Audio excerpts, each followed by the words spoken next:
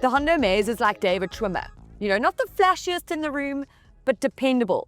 Always, going to be there for you, whether you need a lift emotionally or physically, just reliable, and maybe, again, not the one that stands out the most, but one that your mom will probably approve of because of the dependability.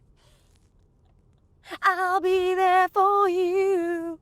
So I put my details with this Amaze into Hippo. I got 577 Rand with an excess of 7,500.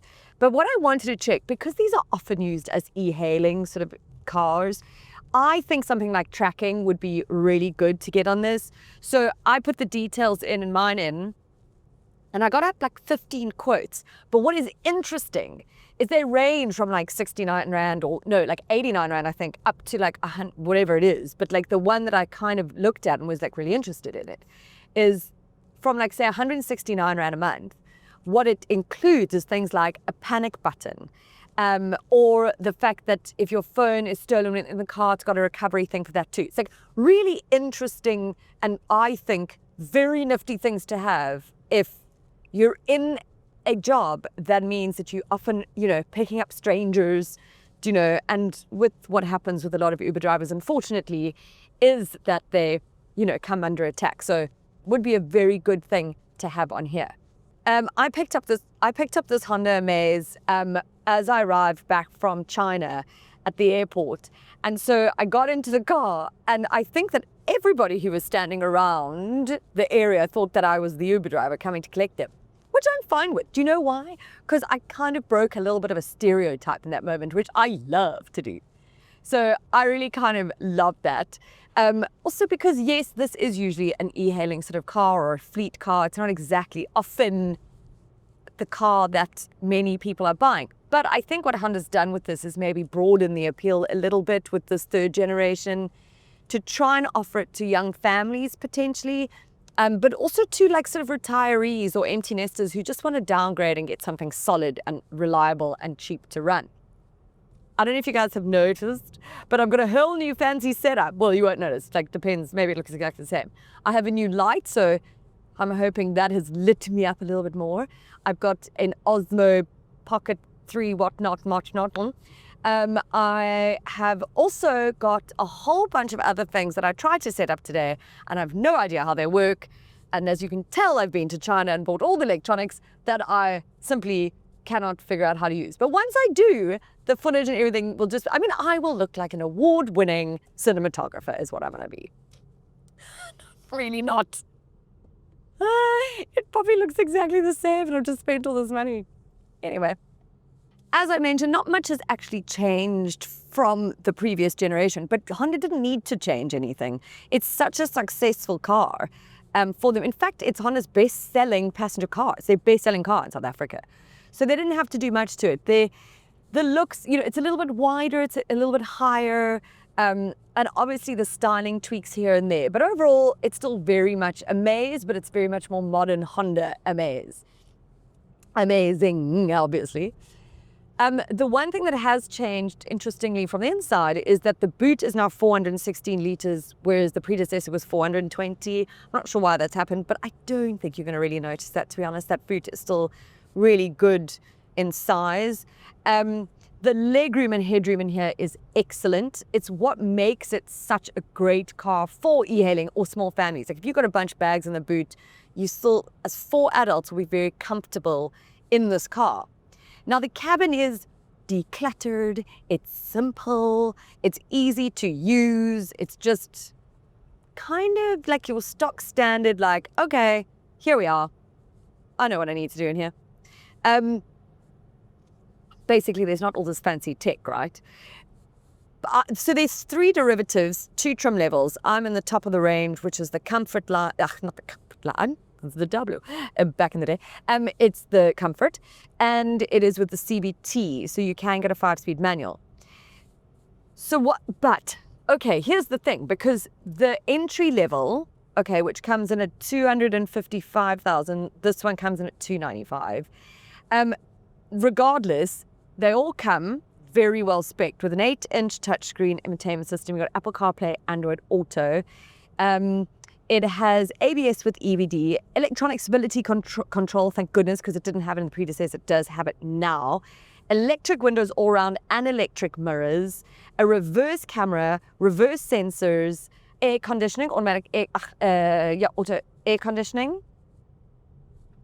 A lot of storage space. You've got like little pockets there. You've got all the cup holdery spaces and places and everything. What the comfort adds is things like this one's got 6 airbags. It's got like a push start. It's got the wireless charger. So do you know what I mean? Like, I don't know if you need to even push it to the top of the range. Depends if you want the CVT, I would say. That would maybe be the biggest difference or deciding factor for you. I think if you are sort of e-hailing or a fleet or whatever, you just do want the convenience if you're stuck in traffic to have an auto or CVT, do you know? All black interior here, which is different, if I'm not mistaken, to the India version where I think there's 2-tone, but we get all black interior, which does look quite sleek. So there are 5 exterior colors to choose from as well, which I don't very seldom mention actually, but now you know. Hooter test. Oh, hang on, I'm going to hoot at this poor man. He thinks I'm hooting at him. Oh, it's a goodie. Oh, that's a goodie. If someone's pissed off, you're like, oh, fabulous. That gets all my rage out. I enjoy that immensely. Okay, let's check rather no one thinks I'm actually hooting at them. It's got the trusty 1.2 litre naturally aspirated 4-cylinder petrol engine under the bonnet, which gives you 66 kilowatts of power and 110 Newton meters of torque. Now, it's not exactly the most spirited drive, and especially with the CVT, oh my goodness, it's sort of like, it will drone when you push it, and the engine noise is quite intrusive into the cabin. But what this engine is built for and what this car is built for is actually its functionality and efficiency. So drive it gently. I think that's the point of it. It's not your general family car, like if you want to be going somewhere quickly, and this is to be driven with some passengers in the back or in the front and casually, do you know? Your fuel consumption is claimed at 5.5 litres per 100 Ks. You're probably going to sit around 6.5, still very good, like a very good fuel consumption, which again, it's all about efficiency, dependability, functionality, spaciousness. Those are strong pillars.